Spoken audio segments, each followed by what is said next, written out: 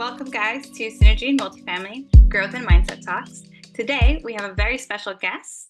While we are also celebrating National Women's Month, we have Ify, who will be joining us and talking about her background as a critical care pharmacist, as well as real estate investor. Welcome, Ify. Thank you. Thank you for having me. Of course. Thank Yeah. you. I got to meet Ify at MFIN. MFIN? It is MFIN, all the way back in November, I think it was. Yes. Yes. Yeah.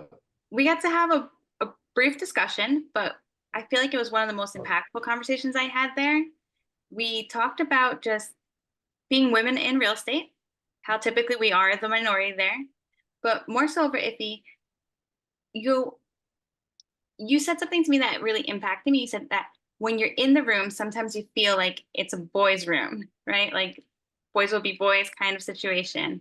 And I feel like that also kind of pushed me to think outside of the box where what can I do to have a space that can have women be the highlight of the space, right?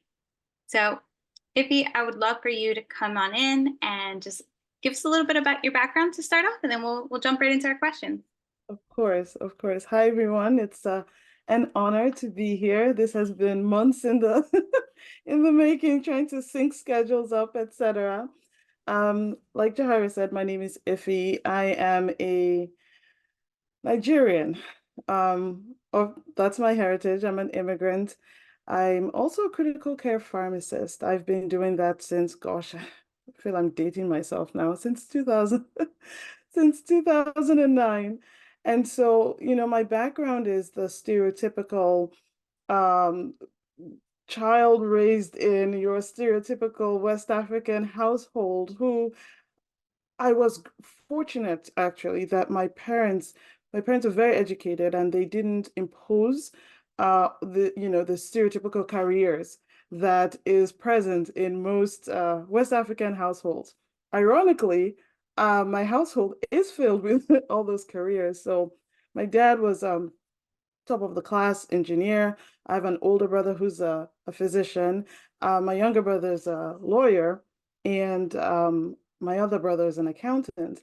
And so my first degree was actually in chemistry from Nigeria. So I come here, checked all the boxes, went to pharmacy school, graduated top of my class, did everything that I needed to do. I was married, I started having kids, I did a residency, and I absolutely till today find my job very rewarding. I thought this was all I was going to do. I was going to eat, live, and breathe pharmacy, critical care pharmacy to be exact.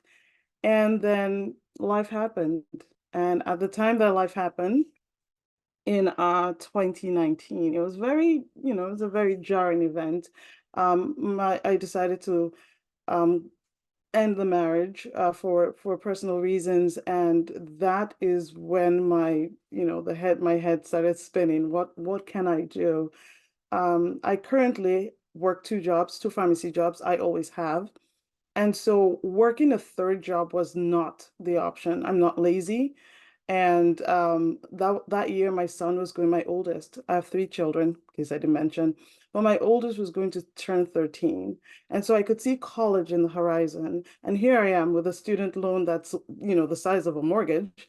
And I just didn't want to have to pay, another student debt. And that's what pushed me. I think life pushed me. I think I would have been super comfortable just, had things not turned out the way they are. This is me trying to, make lemonade and lemon cakes out of out of the lemon that life gave me, a lemon meringue pie, including. So, I got to a place where I was uncomfortable. I got to a place where I had nothing more to lose. I was at the bottom. I had absolutely nothing to lose, and I was willing to do this. When we start off a business, if you're in a mentorship, a lot of people will tell you to define your why, right? Why are you doing this, etc. And while it's not wrong, and I encourage people to uh, identify their family as their primary why, that wasn't mine. Because I was coming from a place where I had been abused and bullied, etc. And so my primary why was me. I was doing this for me. I did not set out to be an entrepreneur. In fact, it was the one thing I never wanted to do. I didn't want to marry someone that was an entrepreneur. I did not like business. I didn't like the risk. I didn't like the fact that, growing up, the imagery I'd always seen was they never have time for their families. They're always traveling, etc. And I just didn't want that at all. And so this was something that was just a very repulsive idea to me. And now it seemed to be my lifeline. And for me to be able to break out of the old mold of thinking, break out of my shell and embrace this new journey, I was doing this primarily for me. And obviously, when it works, as it is, my family, my family, my children, my mom, they will gain the benefits of what I'm going through. So they're my secondary why, but my primary why was I was doing this because of me, because I never believed I could, but here I am. I'm doing it. Wow, Ify, that was extremely inspirational. I've never considered, I also hear everybody say like their why is their families, their why are their parents. I mean, for me, my why was my mom, Mm, and my daughter. But it's so impactful to sit there and say that you are your why because you are your primary person. No, in order to take care of others, you have to be able to take care of yourself. correct. And that sometimes as a parent, as a daughter, as a mother, in general, as a woman, I think we're so programmed to care for other people first that we usually tend to leave ourselves second. And Correct. so that's extremely inspirational to me. So thank you for sharing that. That was just a moment of vulnerability that I absolutely appreciate. And I hope that people here that are listening, people who are going to be listening on our channel, can hear that and start putting themselves as their why first, Hmm. because it does begin with us. It does. It does. I don't, I mean, again, maybe dating myself here, but uh growing up, there are these movies, it doesn't really matter which one, and someone needs to make a decision, and then the devilish version of that person appears on one shoulder, and then the angelic version appears on the other shoulder. For me, it was neither of that. It's always been the cheerleader version of me on my shoulder because it's always been me.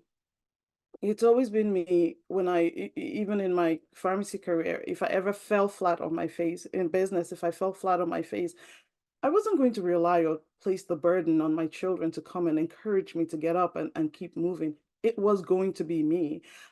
Because of the craziness of my life and how busy I am, I never, signed up or hooked up with an accountability partner in business. So it's always been me. So yeah, I always have those pom-poms of miniature pom-poms on the side, being shaken in my direction, get up, get up, get up. It's just you, get up. So yeah. Wow, amazing. Now, I mentioned earlier we got to meet at MFIN and again had that brief conversation with you. Now, can you tell us, how important is it for you as a woman and a woman of color to be that representation, right? That we don't typically see. Mhm.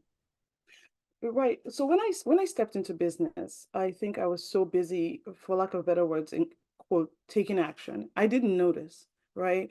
I put my head down into what I was doing, didn't notice that the room was filled with people who weren't always like me. I think it took a minute, and it took listening to some other female leaders like Vina Jetty to realize, yeah, you know what? There are only a certain type of demographic with a certain kind of shade of melanin on those OMs that I keep seeing. How come all the brokers are all, very fine looking, chiseled Caucasian men? Oh, the women, come to think about it. So yeah, it took a while. Now, I'm not mad. I'm not offended. It's just my nature. I'm grateful for those who paved the way at all, period. They've shown us what to do. Maybe some of them don't want us to share the space with them, but at least they've set things off going. I'm even more grateful for those who don't look like me, that have stretched out their arm and their hands and said, "Come, we don't mind walking alongside you, being with you." And for the ones that haven't, if I may, I don't think this is an original phrase of hers, but if I may borrow the principle of the person that I partner with, we have so much in common. She said, if you get to a place and there's no table for you, make your own table. right? Create your own room. And that's what we've tried to do on one of the platforms that we're in. There are times we faced a lot of rejection. People didn't work with us. So we created our own space. So it's super important. And I think now, just to give a brief, for lack of better words, testimony, we we formed a WhatsApp group since then, since we closed on the two assets that we have. We formed a WhatsApp group, and we've been able to attract. We noticed it wasn't intentional; it just happened, and we've noticed that we've been able to attract within this investment group a lot of women, which is a great thing. So I don't know if it's, men still discount us, they don't find us serious, but you know what? It really doesn't matter. There are people that we cater to, and there are people that connect with us. There are people that find alignment with what we're doing. That's what matters. Yeah. Yeah, absolutely. Creating your own table. Mhm. I think that most of us in multifamily or in the real estate space, sometimes we're waiting to kind of like join others because there's that little bit of fear of, doing things on your own or standing out. Yep. Sometimes you don't want to be called out, right? But I think that that's probably better. Create Mhm. your own table because now you have the opportunity to invite others, Correct. especially others that you want to see at the Correct. table. Correct. And Um, that's what we're doing. so you kind of touched upon the next question I'm going to gear towards. And you said that your partner, she's the one Yes. that you just quoted. Can you talk about the importance of partnership in real estate syndication, real estate investment, and your approach to finding the right partner? Okay. Let me give you a little background on who she is, and it may help you understand why we do the things we do the way we do it. Um, and so she's an introvert, like me. In case you didn't know, I'm the president of the National Introvert Association, long-standing.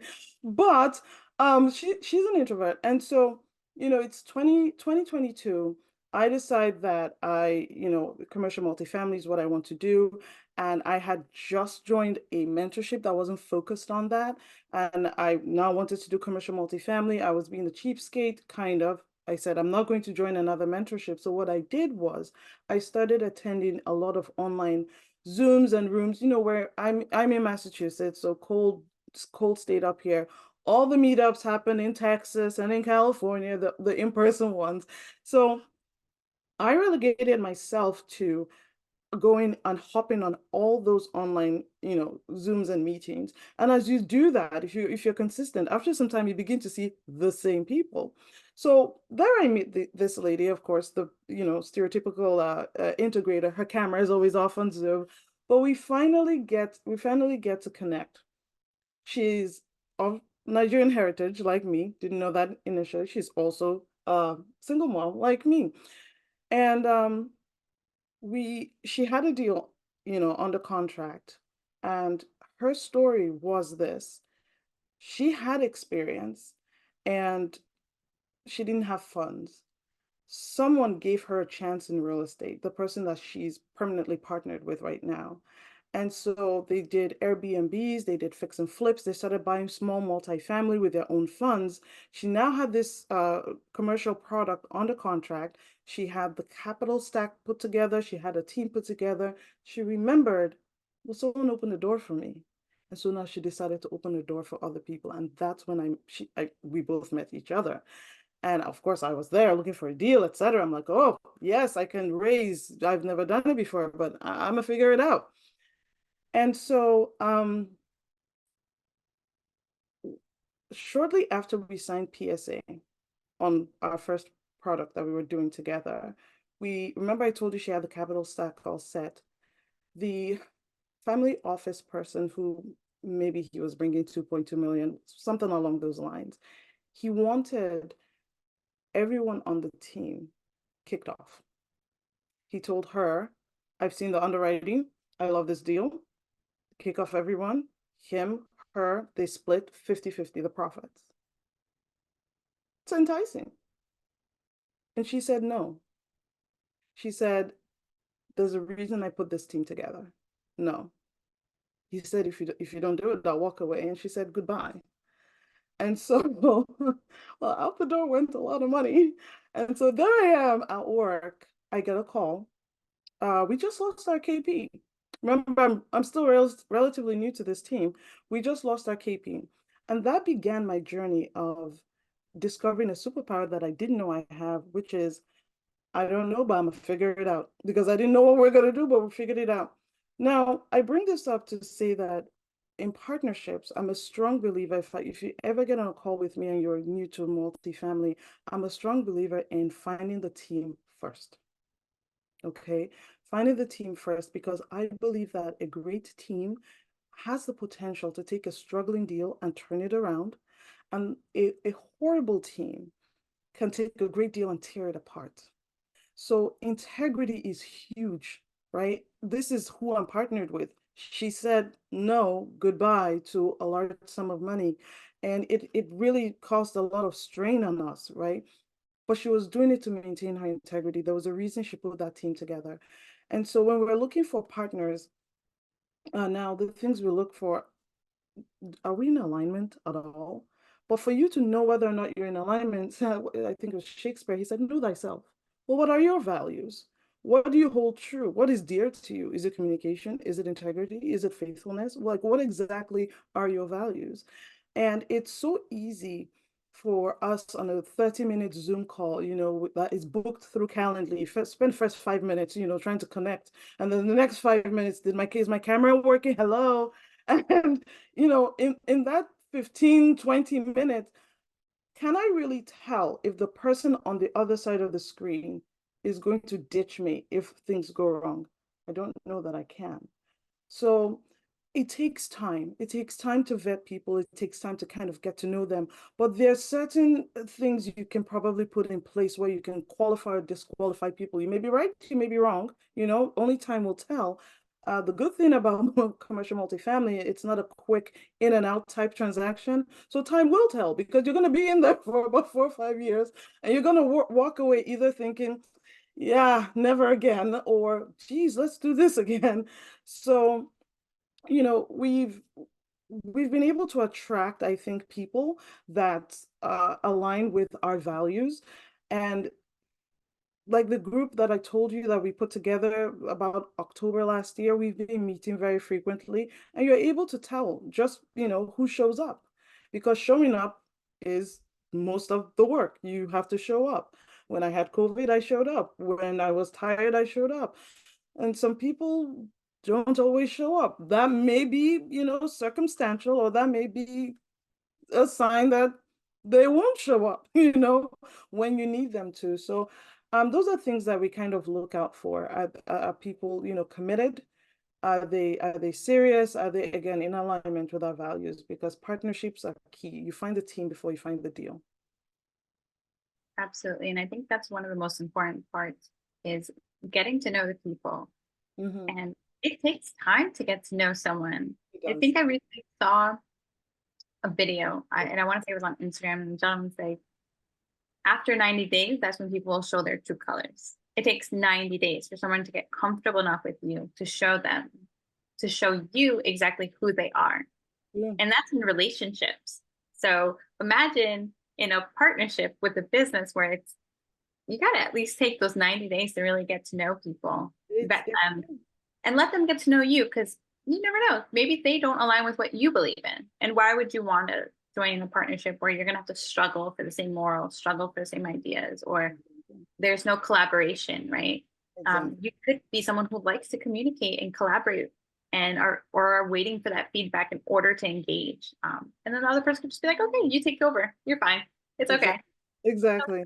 You won't mesh, right? Exactly. So I think it's important to know, who you are, so that you also don't create a team of Jaharas, because you don't want a team that's just filled with you.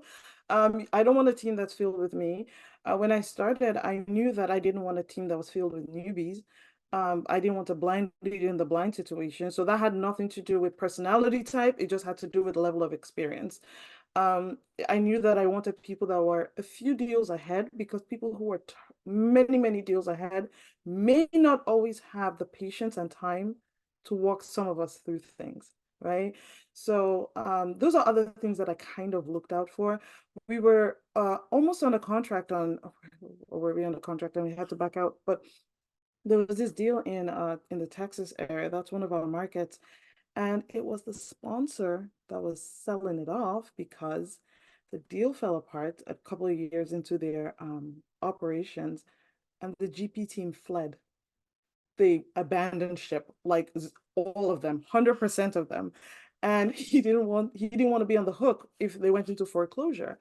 How do you predict that happening? You can't, right? How can you tell that this person that I've worked with, we did due diligence with, we walked the pro it's sometimes hard. So you could do all these steps and things still go haywire. Shame on them, better for you. You walk away a better person. It's not going to kill you, but always keep your antenna up. And I would say the last thing is trust your gut, trust your gut. So there's a reason that that was planted in us it was for a reason. Yeah. Yeah, absolutely. Sometimes we tend to like ignore our own senses. Mhm. 'Cause I'm a big believer in trusting my gut. When something feels uneasy, I'm just like, okay, something's not all right here, but what Yeah. can we do? Yeah. And Red flags, pink flags, anything that's not a white any flag. shade of red. Any shade, just, believe it. Believe that it's true. Absolutely. Yeah. You said that you were looking at a deal in Texas and that's your area of focus. Um, but I know you have other properties in different states. Yes. You have investments all across different states, right? So Um, I have manage one. We did two. Oh, I'm sorry. Did I cut you off? I apologize. No, no, no, you're totally fine. All I said was, how do you manage the diversification, say? Oh, across the states, yeah. So we did two almost, I would say almost simultaneously. And so for those who are either relatively new to real estate, if anyone is considering real estate that may be listening to this podcast, I went from 0 to 243 units. I didn't do the let me try my hands at residential. I'm not saying that's wrong. I didn't do the maybe I should do single family, maybe I should start small, maybe I should do 5 units. No, I just I went from 0 to, and then we're closing 120 in Pennsylvania and then 123 in Fort Worth. So the person I spoke of, her market had been the specific submarkets in Pennsylvania. She'd been in that market for about 2, 3 years at the time, but she lives in Dallas. So she knew both markets like the back of her hand. I'm passively invested in Mississippi. I've made it a promise to myself that one day I will look on the map and find out where Mississippi is, because right now I have no clue. If there's anybody here from Mississippi, I'm so sorry. I'm so sorry. I'm an immigrant. I don't know where it is. But so I don't have to manage, I don't have to manage that yet. Um, how do you manage assets across the nation? Again, back to what we're talking about, it's first. You just burst into an area and say, oh, I want to buy, 545 units in this place that I have no boots on ground, etc. So because commercial multifamily is thankfully a team effort, having a very solid team in place is helpful. So I'm part of the asset management team on both assets, and we're currently under contract in Pennsylvania, again, another place in Pennsylvania, 66 units. So having people, boots on the ground in these areas is helpful. Because we're not in the landlording business, you're managing the managers. So we meet frequently with our property management companies, one at the very minimum once a week. And then we also meet as a team once a month. And well, once a week after the asset management meeting, and then once a month. So there is some juggling, but it's manageable because I don't have to be there. I always knew I was never really going to be where my investments were. I was always going to be a remote investor. So carving out the needed time for me that has a W-2, well, two W-2s. My lunch breaks are no longer, me just eating and staring into space. I actually never did that. I've always eaten on the job. I work in an ICU, so I never stared into space. I was always eating on the job. But Now I'm eating during my asset management meetings, right? So that's kind of how I do that. The kids are put in bed and then I'm doing investor relations work. As I'm driving back home, I'm calling investors. So that's kind of how that works. You wear a lot of hats, so you definitely have learned the skill of juggling and Yes. just prioritizing certain places. Being able to really dissect that and put them in certain boxes is a skill set of its own. Yes. Um, to kind of tie back to what you're saying with your diversification and your portfolios, sometimes it is better to be an LP to start off, right? Like having that LP, I'm like there are some Yeah, great traits of being an LP, right? true. Someone else is taking care of everything else for you. Your money's just growing. It's good to True. have that on the side. True, true. Because and not to cut you off, but I forget what natural disaster occurred in Mississippi last year, and I went, huh. Wonder how my asset's doing. Ah, that's their problem, not their job, not mine. And it was fine. So yeah, I didn't have to sweat bullets because of that. Yeah, So yeah, there are benefits of being passive in investment absolutely. choices. Yes. So tell me, what key factors do you take in account when choosing what properties that you want to invest in, Mm. as a GP or as an LP, either one?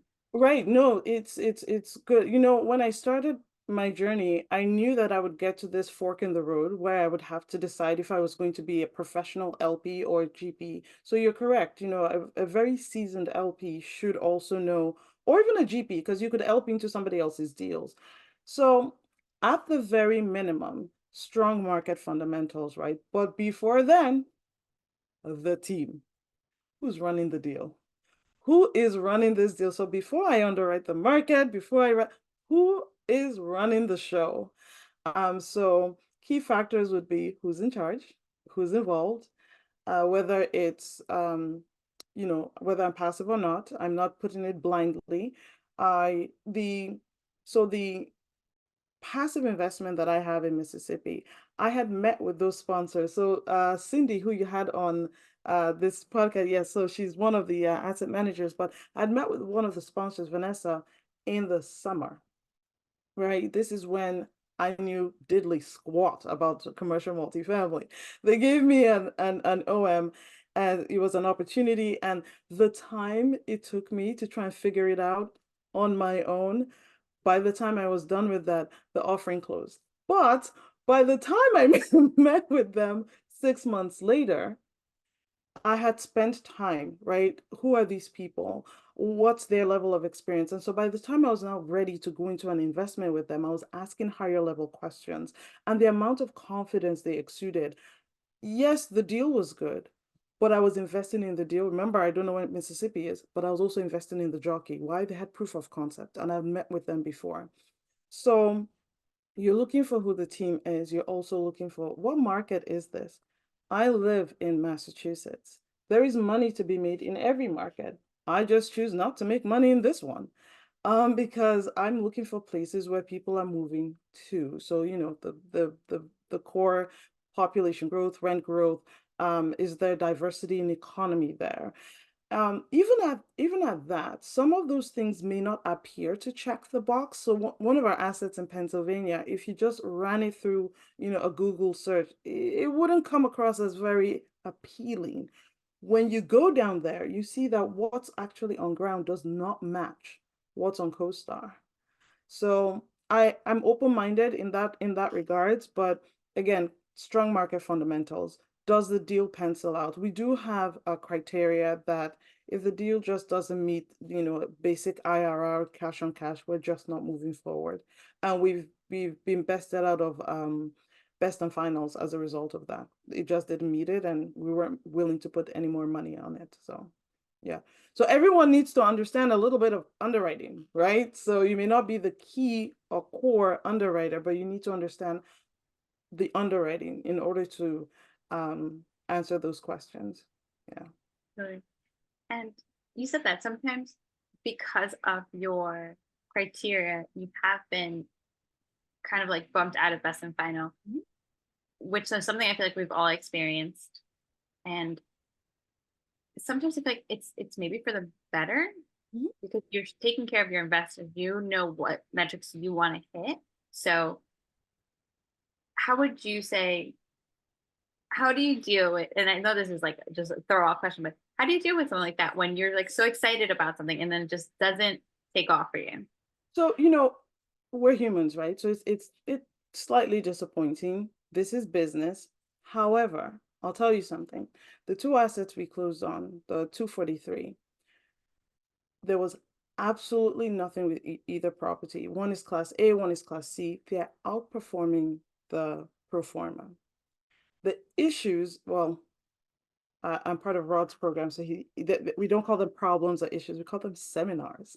So the seminars that we've learned as a result of holding on to these assets have been people problems, right? Relationships with people.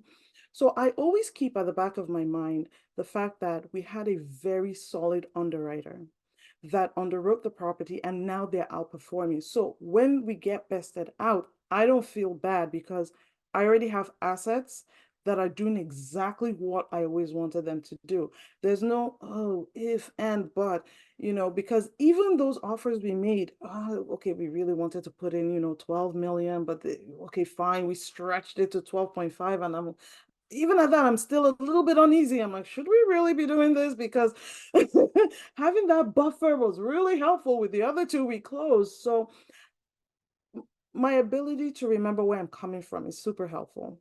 Knowing that conservative, conservative, conservative tends to win out. It just does. It just does. So disappointing, but I reflect and I'm fine with it.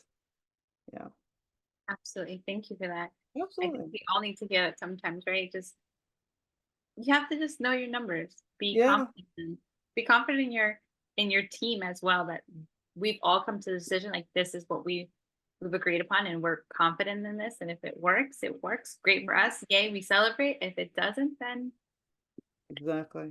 on to the next one. Exactly, exactly. So I'm going to continue on a little bit to play off of that. And, because part of it is our mindset, right? Um, Yes. how do you maintain a growth mindset, right? What advice can you give others that are coming into this space to cultivate that mindset, to continue to foster it? So it's funny you say that. I found, let me put it this way. So I was raised in the church, right? Upbringing, but almost everything I learned about mindset, I learned it, even whether or not they have biblical principles, I learned it in my journey as an entrepreneur. So, scarcity mindset, etc. So, with growth mindset, what do I do to keep it going? You know how we're supposed to, oh, I apologize if you heard a noise. You know how we're supposed to go to the physician, go to the doctors for a yearly physical, right? We're going not because we're sick, but we're going to just make sure everything is okay. Well, we're supposed to do that just in general in life. I've gained these skills, right? I've understood these things. I've pushed down all these faulty paradigms. Should I therefore continue to exist and function in isolation? No. So what I do is I make sure that I continue to surround myself with people that have the same type of mindset. I continue to check in, whether it's through podcast or what have you, just so that I don't get sick, right? So I'm prophylactic. So the first thing I do is I make sure I prophylactically continue to surround myself in those environments. Obviously, I'm too busy for drama and nonsense. So for people that have the time, if you are surrounded by people that you're not quite in the same, you're clearly not working along the same journey, you don't think alike, you may want to separate yourself from them, because no matter how strong you are, they can always bring you down. So mind your environment, who you surround yourself around, what you put into your thoughts, your eyes, your ears, where you spend your time. Um, and then, just continue to, work on those habits, whatever they are, whether so for some people, it could be words of affirmation. Those are things that you want to be consistent in, not, oh, it worked for that, it worked for that $1 million raise, great. And then you just forget about all those principles, but you want to continue those principles. There's always a new level that I continue to, attain in that area. So I would say prophylactically, always surround yourself with people that are ahead of you in that game, and continue to embody the principles that, for me, I learned. Not everybody came up and was, raised with a scarcity mindset. Well, I was. So I'm an amazing, if I may say so myself, critical care pharmacist, but real estate was brand new to me, completely brand new. And of course, I had imposter syndrome. Who the heck am I trying to do this new thing and big thing? So, what are the things that I did to make sure that I was able to overcome that mental hurdle?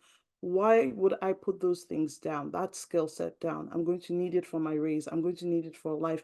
And not only that, I'm going to need to pass it on to my kids. They need to know exactly what I'm doing, what I'm thinking, so that they can apply it to their own lives. So it's not an isolated thing. It's something you have to keep embodying and growing in every single day. That's my opinion. Absolutely. And to that, what habits do you recommend? I know you said affirmations. Hmm. But what other habits do you think are critical to our success?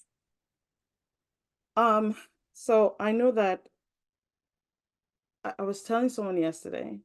I was on the phone with someone, and I apologize if I use examples all the time. I do this is my life. This is my way of passing the message across. But I was on the phone with a fellow.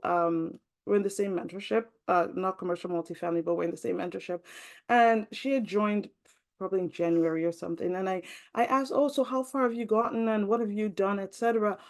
Oh, they're going through an adoption process. She and her significant other, they're doing this, they're doing that. She hasn't been able to do much. I listened and I went, mm-hmm, mm-hmm. Yeah, okay, that's great. Okay, I'm happy for you, but you're going to have to show up. It doesn't matter what's going on. You always have to show up. So knowing that your family depends on you, knowing that the future you, for me, I keep thinking, it goes back to my why. Why am I doing this? Oh, I'm doing this for me. When I was doing my capital raise, I kept thinking about what the future Ify, who was waiting at the end of that race, waiting for me, what would I be like? And so if I don't do XYZ, if I don't show up, then I'm letting her down. So no matter how tired I am, I show up. But in that, I'm the type of person that if I slipped up, I kind of beat up on myself. So I've learned to extend grace to myself. Okay. Some folks may need to read, I don't know, books. You may need to listen to podcasts. That may be what works for you, and that's great. Um, but for me, I'm I'm someone of faith. Prayers is what I do. I have to pray every day, throughout the day, through the moment. That's just me. And then I believe in words of affirmation. I really do. It's not just words, it's envisioning, believing, and seeing myself in that space, in that future, whatever that thing is that and it's not just applicable to me, but for my children as well. And they hear me speak these things out. I speak it over their lives as well. And not to digress, but I have to say this because I'm learning this journey as a real estate entrepreneur. It's helping me become a better parent, actually. And so I have three kids, two boys. So a 14-year-old, 11, and an almost 7. She thinks she's 17, but she's 7. She'll soon be 7. But when they get on my nerves, I think in the past, I would respond in a mild version of how my mom would have responded. And sometimes in anger, we say things that, you know, thinking about it, you're like, yeah, you were probably justified, mom, to say that. But you know what? I really was part of the problem. If I'm asking them, what can't you think? Are you so, yeah, stuff like that, very destructive. And why am I saying things like that? Well, that's how I was raised. That's how I was raised. I thought it was normal. Don't you have, do you have two heads? Are you stupid? You're hearing these things and you think it's normal. You think it's normal. And so the reason I pause to say that and tell you that I'm applying it to my kids is I can't remember what shenanigans they did yesterday. So I took a few deep breaths and I said, you know what? Queens don't act that way. You're a leader, you're a king. You cannot do that. You have certain levels and principles and values and standards. And I'm preaching, and they're probably going, oh, not again. But I'm trying to apply the things, I don't want my growth and my journey as an entrepreneur to be limited to just the here and now and waiting for them to see me as successful. Because God forbid, but what if I pass away now? What did I leave behind? What did I pass on to them? So I have to bring them along this journey of growth that I'm going through. I love that you said that you now you kind of tell them like, oh, queens don't act this way, kings don't act this way. It's it allows them to, even though maybe like at right now they're like, oh, just mom being mom, Yes. but it also allows them to have a different perspective. Hmm. I also grew up the same way where like, your parents were like, well, why would you think that that's a smart idea? And Exactly. now as a parent myself, and I love my mother, I love my dad. Yeah. I reflect back on the things that they're disciplined, the way that they Hmm. discipline. And I'm just like, yeah, I'm not Yeah. gonna do that. Yeah. But I'm Yeah. like, but how can I discipline? Because children still require discipline that Correct. to for them to grow up and be productive, great human beings of society, right? Like we want all we want to do is raise good people. Hmm. But you have to be able to instill that from a young age. So they do to require some form of discipline. And I Yes. love that your discipline is more so as encouraging them to be the person that they can be. Yes. You know why? Because it was at 40 something, I started my journey as an entrepreneur and I began to discover myself because all my life, what did I do? I did what I was told. You have to be the best. Yes, okay, fine. I was first in class all the time. And then you get married and then you put yourself, and then you have kids and I was doing residency and so now I'm growing. I'm developing I'm becoming a better version of myself and I don't want them to find out who they are when they're 40. I don't want Yeah. them to wait till that time to begin to undo all the things that have been done to them for years. I just don't want that to happen. So it's my gift to them. It's a beautiful gift. It truly is. I Yeah. can't imagine like another way of doing things. It's just so much more powerful. It's so much more loving too. Um, and when parents loved us, they just their parents also disciplined them so much differently. And you said that you were like, I did a mild version of my mother, right? And Mhm. it seems like every parent just tweaks a little bit of what their parent did based on what they personally wouldn't have wanted. Correct. Correct. Correct. Yeah. So Yeah. how do you balance it all? Like, how are you taking upon, multifamily, pharmacist, and mother, and caring for your children and your business all at the same time? So I asked one of the mindset coaches in one of my communities, and he's like, "Yeah, just take that B word out. There's no balance. There's no balance. Like, forget about it.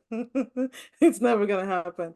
And I think that took a lot of pressure for me. There are people that balance it all, but for me, it took a lot of pressure off of me. I was able to give myself a little more grace, right? I'm definitely trying as hard as I can to be present and in the moment. Why? Yes, I'm doing this for me, but I'm also doing this for my children indirectly and for my mom.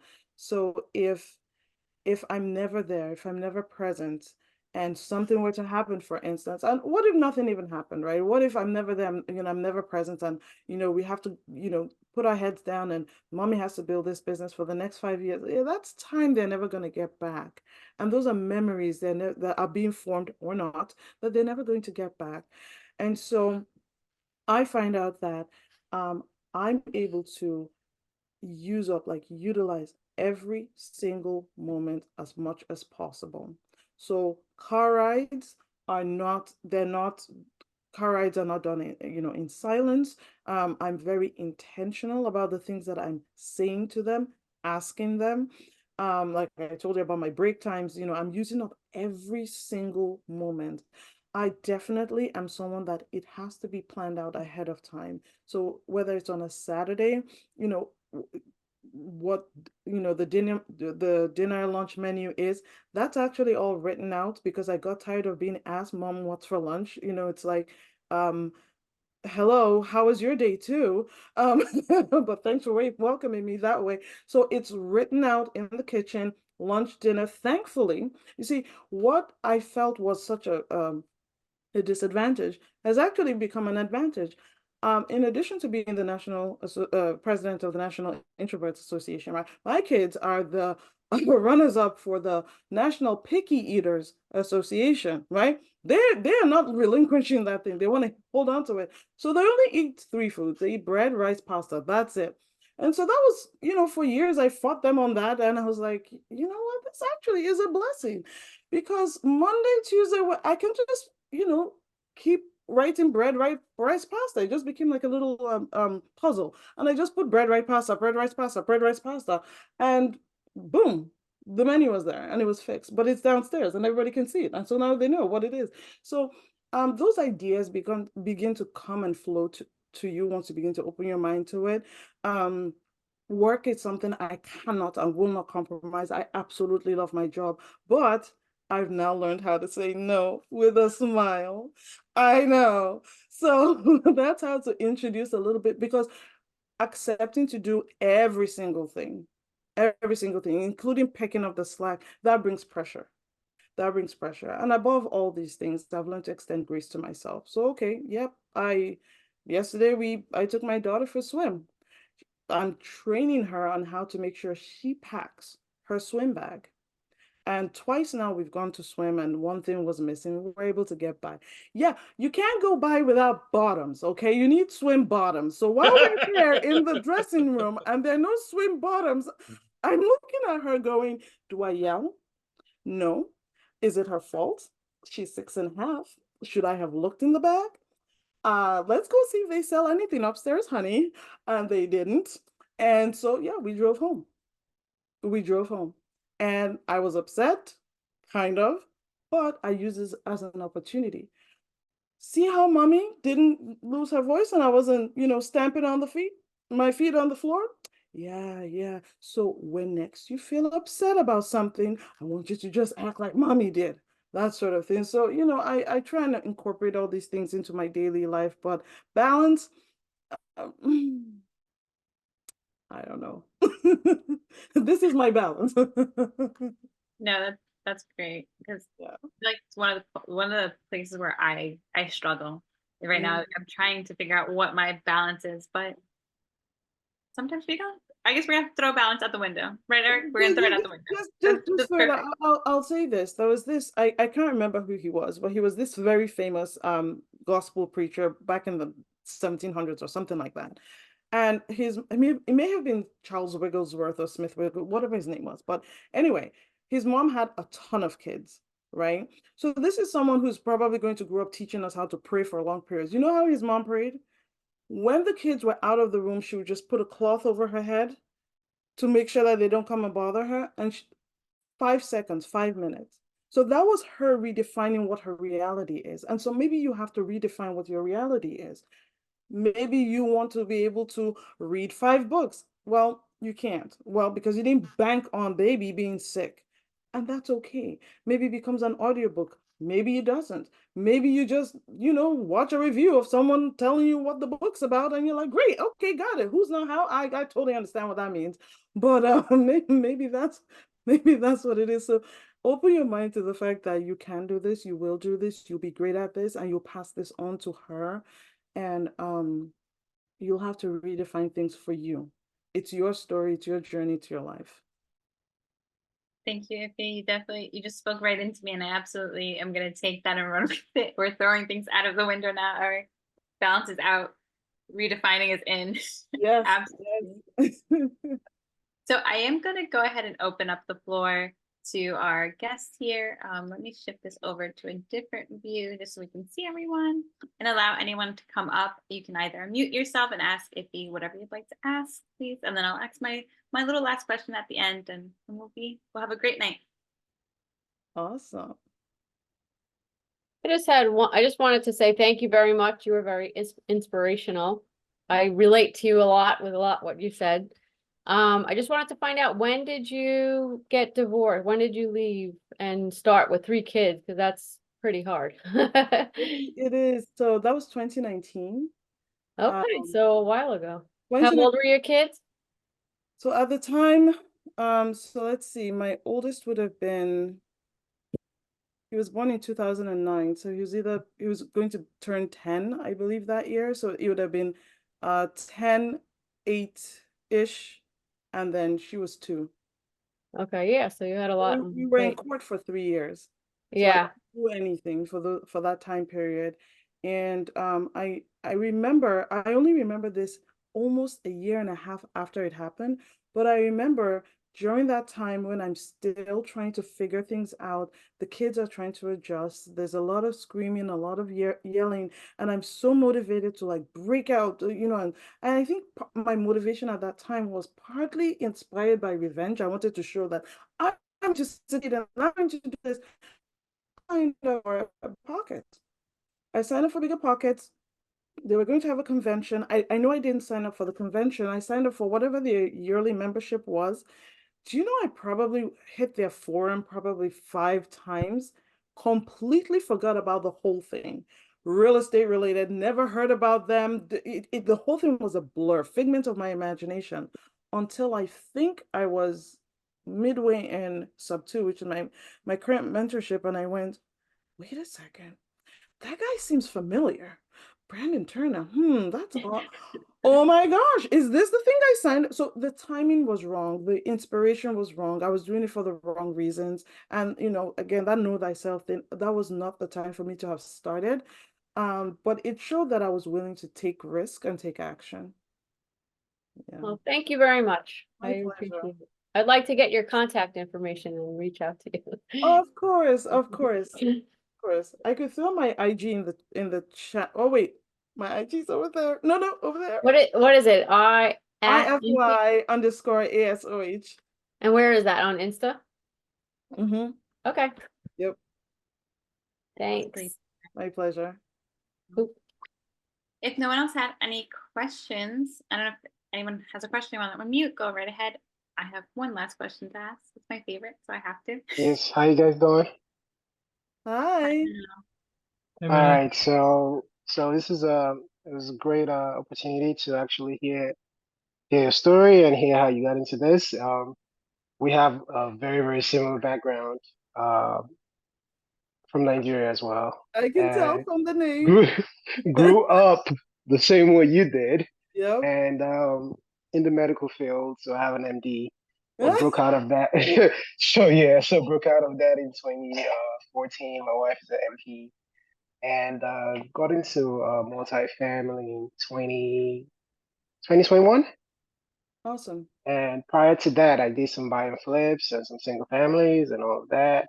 But obviously, that was just very passively. And decided that, all right, you know what?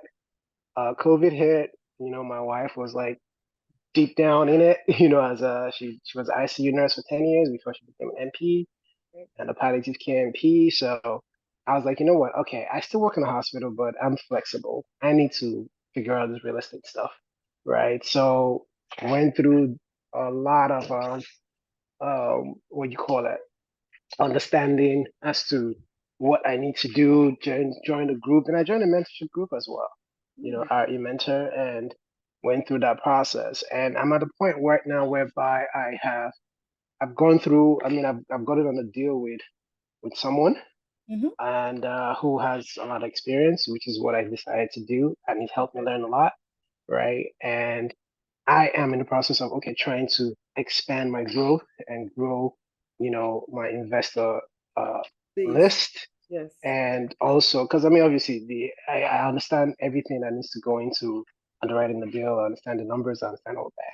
But the one thing that you said that makes a lot of sense is that having the right team and building your team, right? And for me, that's where I am currently, to have the right set of people together and doing the same thing and just being around the right set of people with the right mindset. Yes. So I think that's where I am trying to figure that out and understanding that, we all don't have to be in the same state, because obviously it's a nationwide thing, right? And there are different emerging markets we're looking at.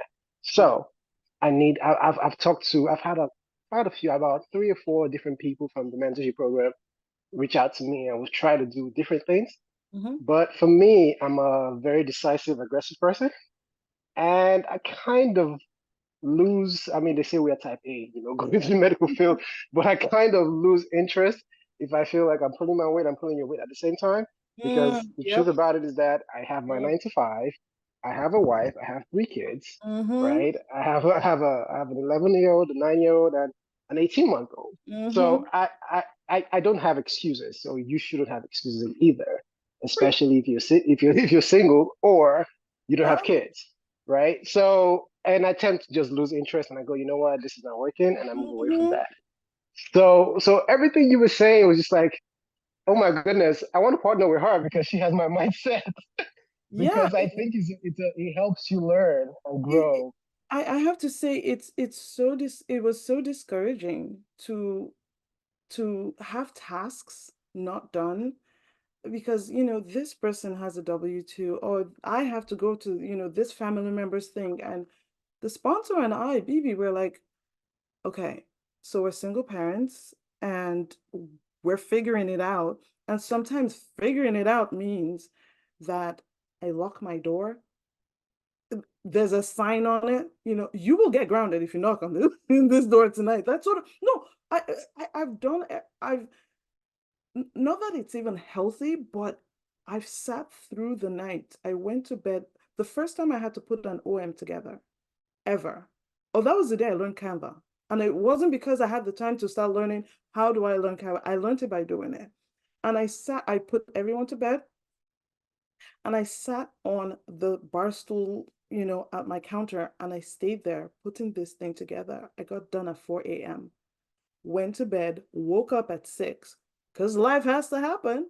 I'm not a coffee drinker, but guess who was downing that diuretic called coffee? That was me at work, because it's a job. It's a job, and you have to show up for that job. It's not a side hustle, it's a job. And the mindset I have is, yes, we're all on a team, but that building is mine. What if those people weren't there? I need to know how to run it. Yes, yes, yes. This person's the underwriter, that person's boots on ground, but I need to know how to make sure this thing survives. The team is depending on me. That's the mindset I have, and that's kind of how I ended up getting all the admin tasks. It's not because I said, can I do this? Can I do? No, I just came on the team. I wasn't even the first person on that team. Remember, I told you when I met BB, she had the team put together. She had the capital stacked. And all I did was I observed. I'm like, I don't know about this OM that they have. Can I just make a few grammatical changes? I said, sure. And I'm like, I'm changing this whole thing up. And that's how it started. That's how it started. So now I run the admin, I do investor related, but it's because more needed to be done. And ooh, God bless the people that don't pick up their weight. Maybe one day they'll be inspired to. Let's put it that way. No, you're very right on your point with that, and it's yes, I think you said it all, and your facial expression expressed the words that can come out, right? Which is very much appreciated, and I mean it's an interesting road down, going down this road and understanding yourself, you're learning yourself more as well, Yeah. and knowing what you can, and for me, I got to a point because I can underwrite, right? It takes me longer to underwrite. Yep. The guy I ended up working with, I still work with now, every now and then when there's a deal, he's an amazing underwriter. He can underwrite a property in an hour or less, Yeah. right? Regardless of the size. And so I said, okay, you know what? You're good with that, right? I mean, I understand it. Once you underwrite it, I know where the numbers are. I know what we're trying to get. I know what we're trying to get for cash and cash. I know what we're trying. So I can look at the deal, face value, and be able to tell if it makes sense to Yeah. go into details to underwrite it. So, and for me, what am I good at? I'm good at talking. I'm good at making connections. I can talk my way through a broker's ears, right? And get that deal, right? And I also came with like, my investor network in terms of my avatar being, the medical Medical field. section, the medical, yeah. So, but for me, I'm at a point whereby I'm like, you know what, I can't limit myself to that, right? I think I'm at a point where now I'm trying to learn how to break out of that and expand my investor list to everybody else, wherever it may be, right? And still learn. But I think I still need the right set of people around me with the Right. right mindset. Of And I course. think that's where I am too. And I'm subconsciously constantly searching for that because I believe that that would also hold me accountable Yes. and it will also make me pull my weight because if I'm working with somebody who's pulling their weight, I will pull my weight and go over and beyond, Mm-hmm. you know. So I think I that's agree. where I am, and I appreciate what you've done and what you're doing, and I would like to keep in touch if possible. Of course, of course. There's my Instagram. That I didn't write this down. You guys can connect through Instagram. It's IFY_ASOH. Exactly. And we Get her can DM. set up a call through there. Yeah. And my last question, and I'll hopefully, I'm sorry we ran over our time normally, but I my last, talk a lot. oh, you're fine. I loved every moment of it. Thank you. My last question is, how did multifamily change your life?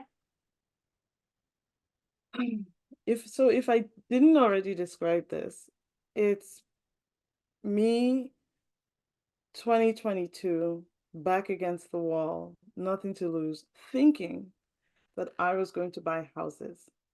The plan was to buy residential multifamily because I'd never heard of commercial, didn't even think about it, right? Buy residential multifamily in Ohio. That was the plan. I'm going to buy houses. And I joined a mentorship and I'm going to learn how to buy my houses.